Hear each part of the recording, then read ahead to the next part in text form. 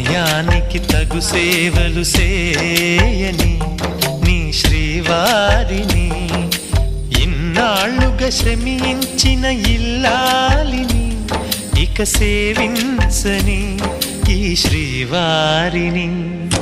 సమయానికి తగు సేవలు సేయని నీ శ్రీవారిని.